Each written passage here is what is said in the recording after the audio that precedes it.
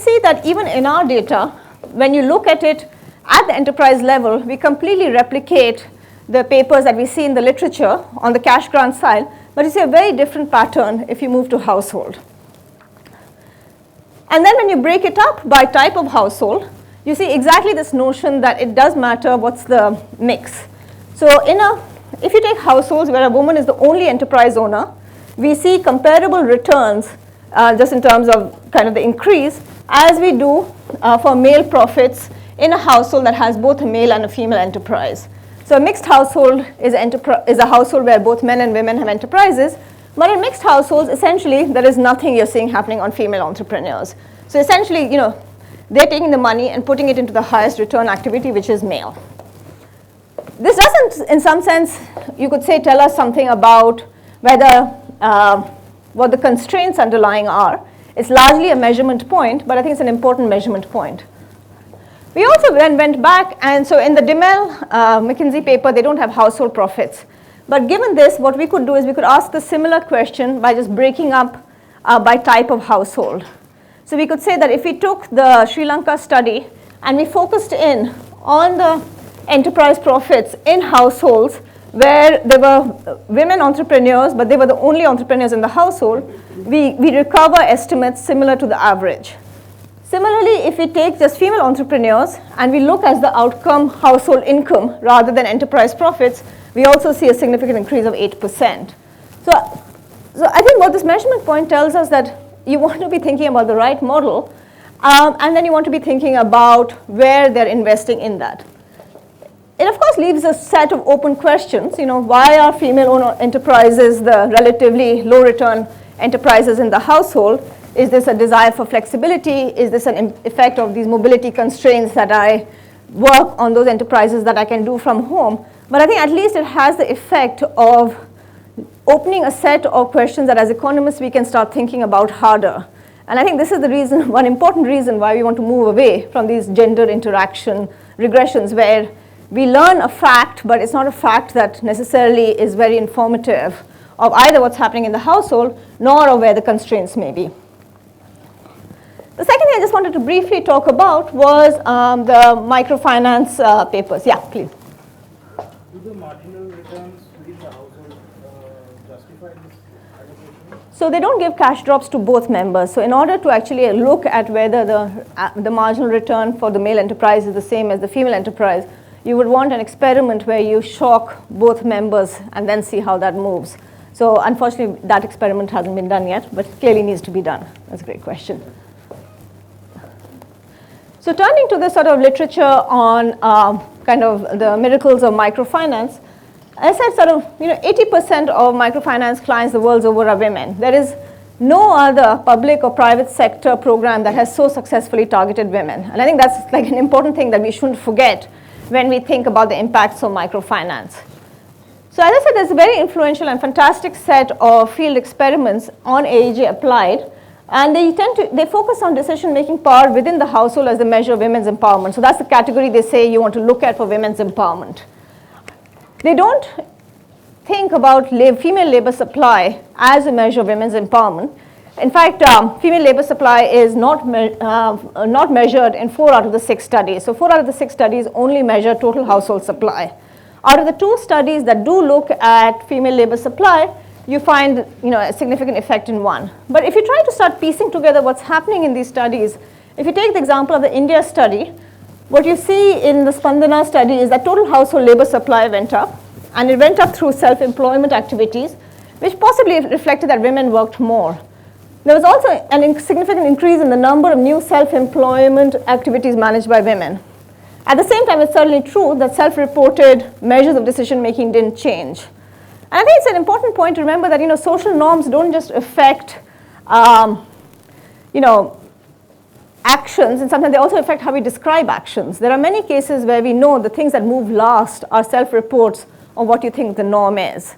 So again, I think if we want to take these evaluations seriously, we need to think a lot more about what are the economic activities that we think will be first moved, and then try to find evidence on those.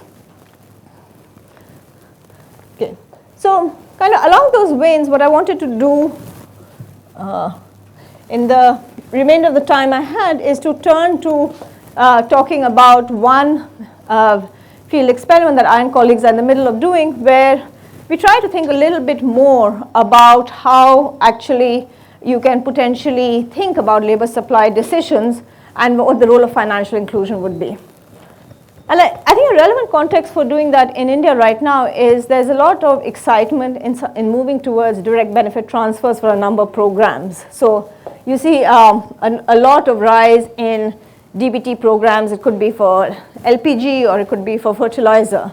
But interestingly, when you hear about these DBT programs, you don't hear in the press, and I don't know, maybe in the policy circles there's a bit more, but certainly not in what I've read, discussion about how you should be designing these DBTs. So there is, again, a kind of a disjunction between what we know on the ground of the household dynamics and this idea that the household is a single person when we're talking about direct benefit transfer programs in India. And so one thing we were interested in was to ask, will it matter if you try to change how targeting of these programs work?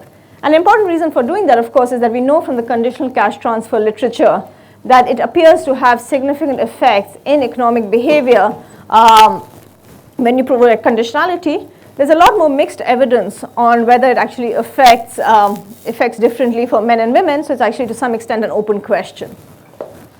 So what we did is we worked in the context of India's largest social protection program that takes a large share of its GDP, which is the NREGA program that guarantees 100 days of minimum work at a fixed wage. So the interesting thing about this program, of course, is that this guarantee is provided not at the individual level, but the household level, right? So you can see that immediately this is something where there is going to be some household decision making that takes place in take-up of this program. The program also moved, it was one of the earliest movers in terms of electronic payout. So it moved from a cash payout system to electronic benefits transfer in 2008. And as of 2016, it was made mandatory that you're going to have payment into a bank account. So the work we've been doing in Madhya Pradesh, but I would say Madhya Pradesh is not atypical of the country, that most households link a single bank account to the NREGA payments. So the way it works is at the point at which you get a job card as a household, which is the basic documentation that gives you access. You're going to, the job card lists the name of all the adult members who will be eligible to work, and you kind of provide a bank account for them. And the default has been to provide a single bank account. And so as a result, women's wages are, and this tends to typically be the household head or the male, so women's wages are typically paid into the husband's account. And when you talk to policy people, what they would say, which seems very reasonable, is that especially in a setting with high mobility constraints, it's not clear that it's going to be very useful to tie it to a woman's account, like to have basically your wage turning up into your individual account. There are lots of reasons to believe that these women may not be able to access the bank, and you saw the IHDS data that shows that that's certainly on average true. It could also be that they are financially, they have given up control of most actions to their husbands, and so this is just the most efficient thing to do. So we weren't so sure, and so we decided to try to work with the state government in Madhya Pradesh to ask this question of, can you see change if you make sure that a worker's wages go into its individual account? And like with everything, many things I do, what you find is that this actually existed as law. So the law was that you were supposed to, or law or executive order, was that you were supposed to pay wages into an individual account. So it was just a case of saying, let's implement on the ground something that actually exists as an executive order. So we worked with the government of Madhya Pradesh and two large public sector banks in the region. And we chose, and expose, there's always good and bad reasons. What we chose to do is we actually purposively chose the 4 districts in Madhya Pradesh that had the lowest sex ratios. We wanted to look at areas which were particularly perverse for women. I'm not sure that had other issues as well, but just to give you a sense, the male to female sex ratios in the 4 districts were between 1.1 to 1.2, and its average matches that of Haryana, which is the worst state in India right now.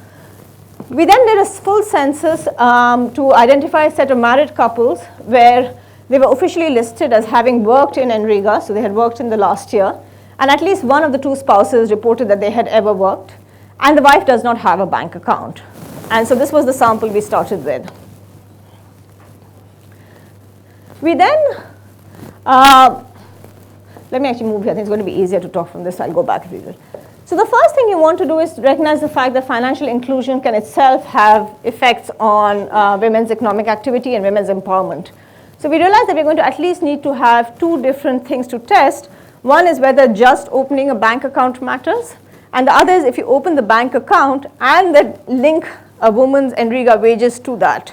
So that sort of is the account basic, and the account basic linking is in the first one. So these are all randomized into these groups. In the account basic, we just opened a bank account for the woman, and in the account plus linking, we asked the woman if she would like her account linked, and if it did, we worked with the district authorities to get that done.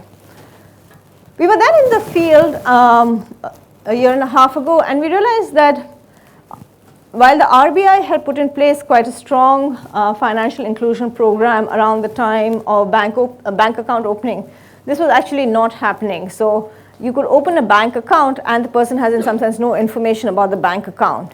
So we decided to cross-cut into it. In some sense, what we just think of is the kind of basic class that I'm told in the US kids get at the age of 12 of, this is what opening a bank account is like, this is what you should think about for financial management. But really all it involved was telling people, this is a bank account, this is what a CSP card looks like, this is how you deposit 50 rupees, this is how you take out 50 rupees. So that's the universe at which we looked at. So what I wanted to do was just go through the basic set of findings that we have from this. We used two different sources of data. Our implementation took us quite a while, so we have a survey, a midline survey that we conducted roughly 5 or 6 months after the intervention was implemented, and that was around this time last year. So it went from November 2015 to January 2016. We then have two sources of administrative data, which is the transactions data from one of our partner banks, which sort of shows us what's happening in the banks. And we have some data from the NREGA administrative services. And that is roughly more recent, that we got from September 2016 was our last pull of the data. So that's roughly a year since that's happened. So this is data simply from the survey, and what you see is that unsurprisingly all these interventions that focused on opening accounts were reasonably successful. So again, remember, this is all, you ask someone if they want an account open, so the reason this is not 100% is because the person might say, no, I don't want another account. But when we do the results, we basically simply measure which group you were assigned to, not the outcome there. The next thing we look at is whether you were more likely to go to the bank. And here what we see is, we see that the only two groups where we see a significant effect compared to the control. So just to remind you, the control is the group where we did nothing. So you should think about the control as the group where nothing happened. And what we're doing is we're comparing it across the others. In all cases, what we were interested in is comparing the effect of linking relative to the case where you just opened a bank account for the woman. So the dotted line in all of these cases reflects the coefficient on when I just opened a bank account, because just opening a bank account could have an effect. And then these whiskers in some sense show you whether the effect for either linking alone or linking with training or just providing a bit of training in addition to opening the bank has a differential effect. So think about, we're estimating impacts relative to just having done financial inclusion. And so what you see is that when it comes to opening a bank account, there's no differential effect. We're as likely to open a bank account when we open a bank account than when we link it. On the other hand, when we look at whether you've been to a bank, you definitely see that a bank account where there was a bit of training, you see an increase, and you see some increase also when you've linked. Yeah. The next thing, this is from the administrative data, and this shows you what is actually happening in these bank accounts.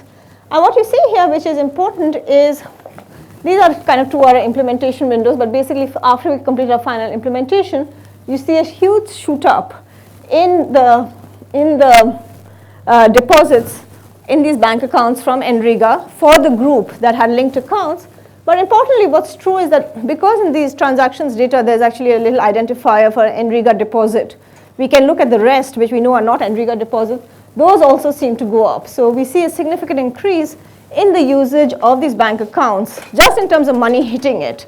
They're not saving a lot in it, but they're receiving a lot more money in those accounts, which suggests that that might have to do with working more. So the next thing we look at is what happens to work.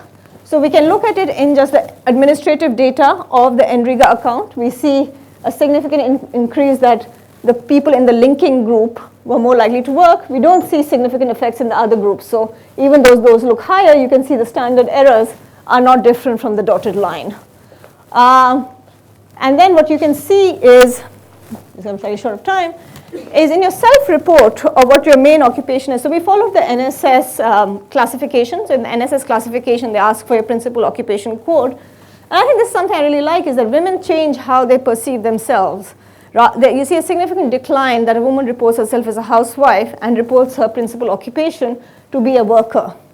And interestingly, we find this change when we look at either the female report or the male report in the household. We also find that women are more likely to have worked in the last year.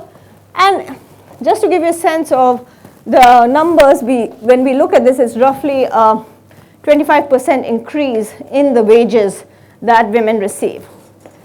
I know I'm going to run short of time, so let me just summarize a couple of the other results that we have found till now.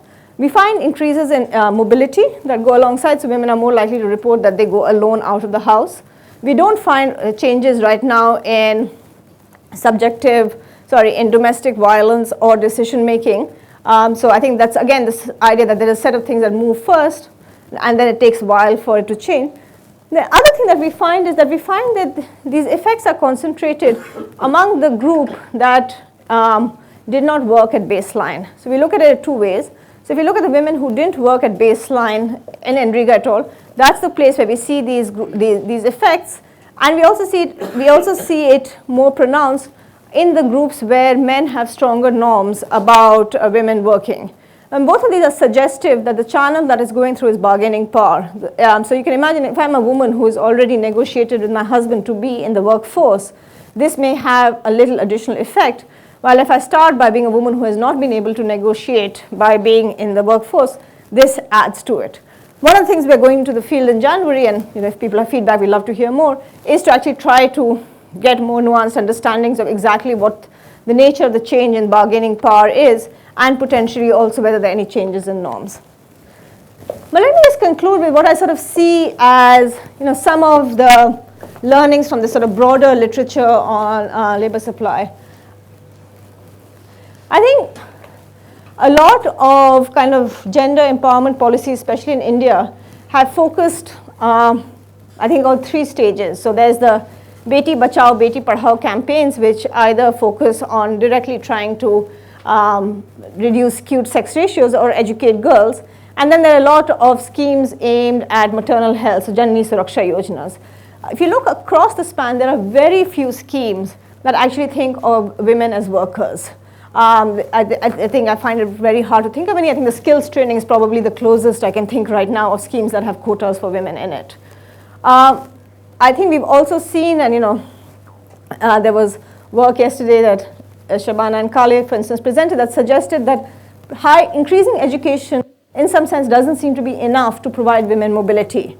And if you're not seeing them get mobility, what you're seeing is a lot more educated women sort of sitting around getting bored for a year or two before they enter marriage. And I think that's, in some sense, we need to slightly move the policy focus to start thinking a little bit more about job creation for young women. And if you particularly think that job creation for young women has a set of externalities in terms of sex ratios or in terms of household outcomes, there may even be an argument for slightly prioritizing job creation for women over men. And I think this is a particularly important thing to keep in mind in India right now, because as it thinks about the demographic dividend and thinks about potential deindustrialization coming down its way, it's a very natural compulsion to say the men need to get the job first.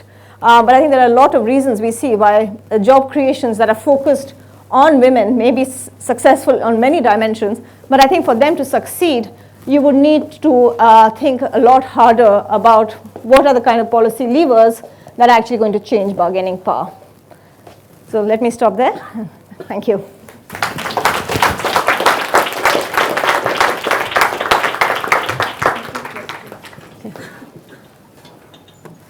Any questions? Yeah,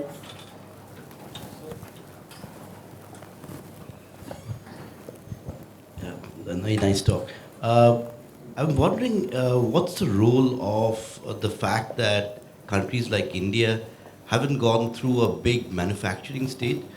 What implication that would have on female labor force participation? Because as you showed, I mean, there's a big rise in secondary education among women. And we know that one of the biggest returns basically from secondary education comes largely from the manufacturing sector. Yeah. But that's something that has really not grown. And so is it that part of the story that we don't really see women going out and working is because the sector which corresponds to the kind of education they have, you know, is not really a very dynamic sector?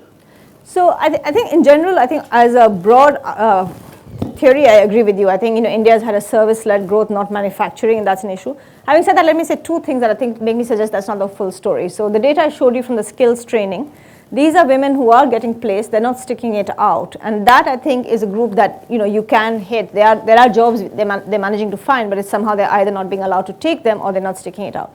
The second thing is if you look in the NSS data, manufacturing is actually one sector where women have increased their share of employment. And I think that may come to maybe what I was alluding to a bit obliquely at the end. There may be a case for actually one to have to think about is between a man and a woman, who do you give that job to when it's scarce?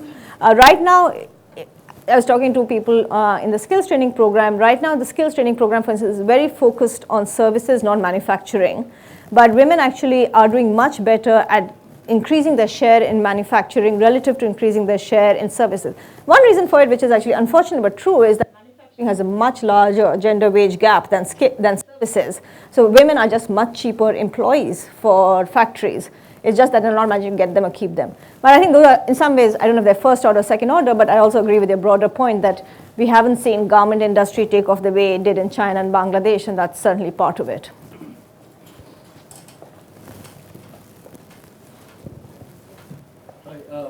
Your mic is coming.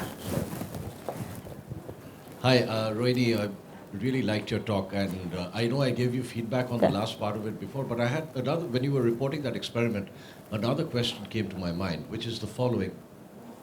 Think of two models of intra-household allocation or work decision. One is that one extreme is that the men make the decision about whether the woman works or not, right? Adherence to very strong norms.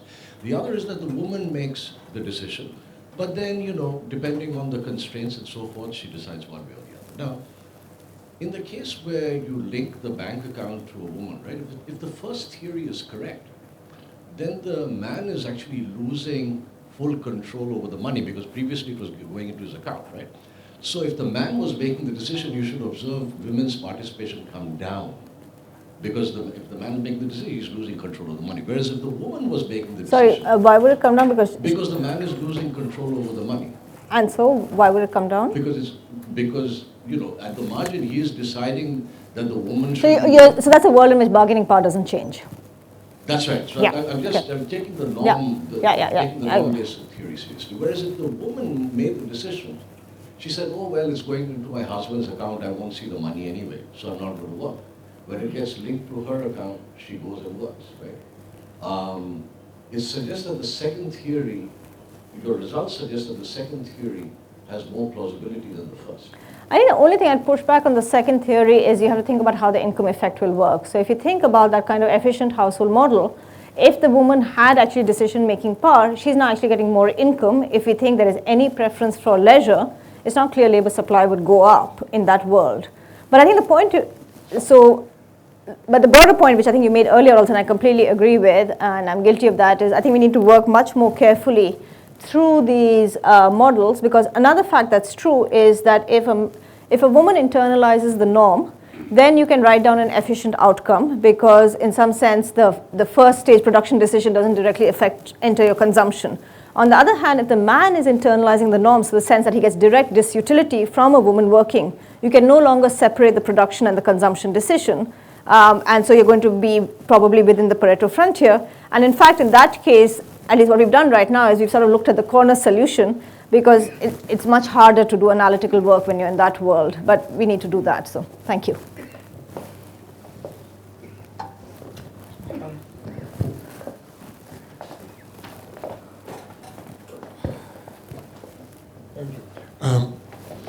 The outcome of a household bargain depends not just on bargaining power, but also on the outside option.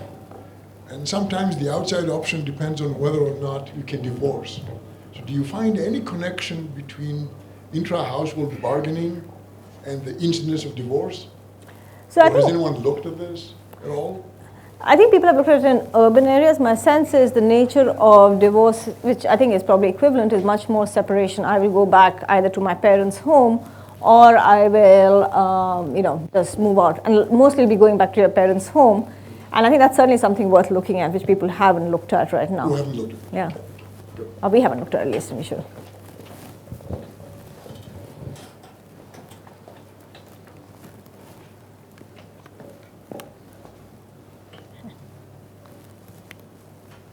Thank you so much. Thanks.